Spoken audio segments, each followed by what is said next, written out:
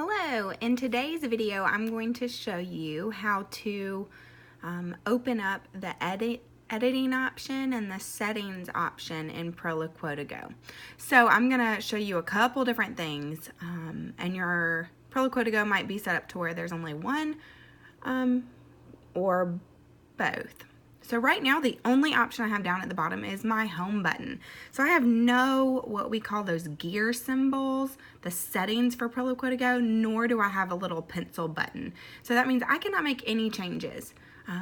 To be honest, this is probably the safest way to have Proloquo2go for your students, but obviously at times we need to make changes.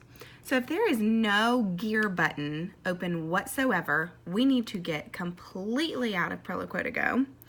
We need to go into the settings on the iPad. So for this iPad, it's just right here. You might have to find that a little bit on yours. But once you open up settings, you'll probably be all the way at the top. But scroll down to where you see the app Proloquo2go. You go over and it says Show Options button, and we're going to open that up. Then now when we get out and we open up Proloquo2go, I now have that little gear symbol. So again, we now still can't edit. This gear symbol just opens it up to where we can change some restrictions and things like that. So if say on your iPad or on your student's Proloquo2go, you do have that gear symbol. It might be that we set up the restriction that you have to have a passcode. So when you open that up, it will prompt you for a passcode. I'm going to put in this student's passcode, and then you press OK.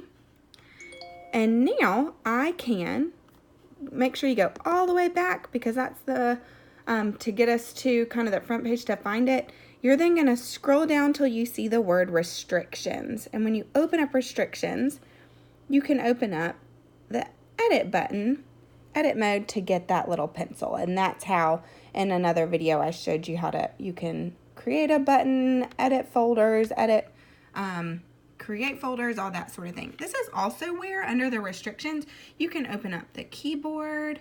But for this student, we don't have the keyboard open. I don't know why you would ever not have the home button, so you want to make sure that that home button is opened up.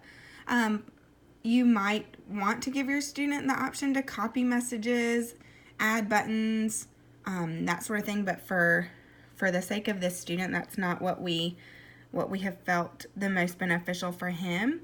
So all these things, you might want to give them option to volume or look at recents or typing view. So again, these are all different things. I will say I'm going to scroll down because I always have mail, message, Twitter toggled off, because that means, let's say we have message clicked on. If you're a student, and I'm just going to pick some different buttons, that means then your student has this little button open, and that means they can send the message through a message or through Twitter, and I just don't like giving students that option. So just a heads up on that. That's why a lot of times those should be toggled off.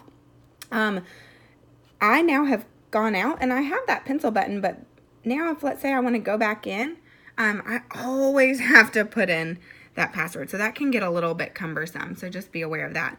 When you're done editing, make sure you hide that pencil button back. So again, it's under restrictions and you just click that little button. For the sake of this student, just having those gears is fine because he doesn't know his password.